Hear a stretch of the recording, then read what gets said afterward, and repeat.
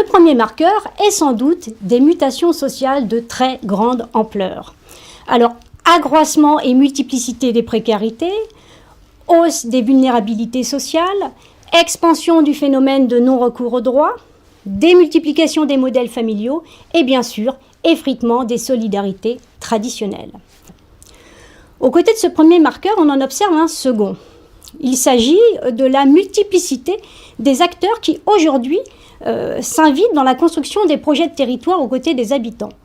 Alors, la loi NOTRe a bien sûr consolidé le département et réaffirmé son rôle clé dans l'action sociale en direction des publics les plus vulnérables.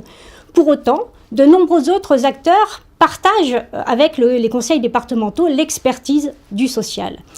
Il s'agit des communes, des EPCI, des syndicats intercommunaux, mais également des associations ou encore des établissements privés.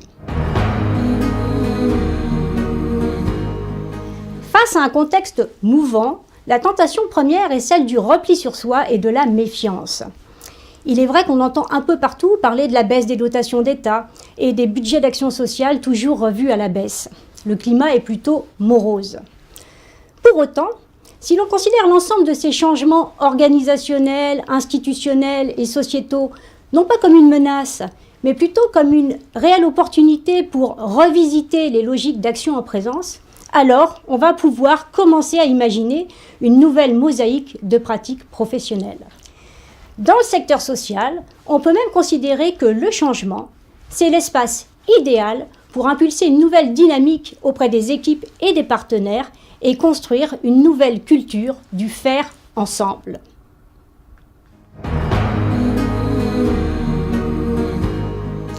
Le rôle des cadres territoriaux, c'est un rôle clé, bien sûr. Alors, on leur demande à la fois d'impulser des nouvelles dynamiques de partenariat interinstitutionnel et d'accompagner les équipes au changement.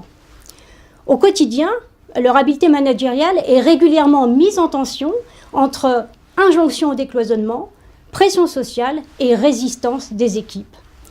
C'est pourquoi leur savoir-faire nécessite d'être accompagné et soutenu afin d'ajuster l'offre de services publics aux besoins des populations.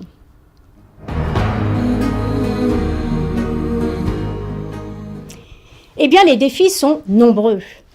Pour les cadres territoriaux, il va s'agir d'accompagner la mise en sens des orientations politiques, de gérer l'incertitude, de lever les résistances, de gérer les tensions qui existent au sein des équipes, mais également d'identifier et de traiter l'épuisement professionnel ou encore d'impulser l'innovation.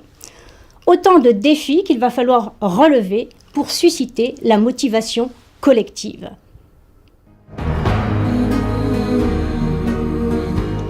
Je vous propose de relever ensemble ces défis par le biais d'une action de formation ou d'un accompagnement individualisé.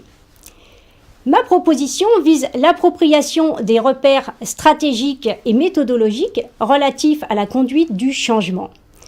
Pour ce faire, je m'appuierai sur l'approche motivationnelle comme levier possible au management dans le secteur sanitaire, social et éducatif.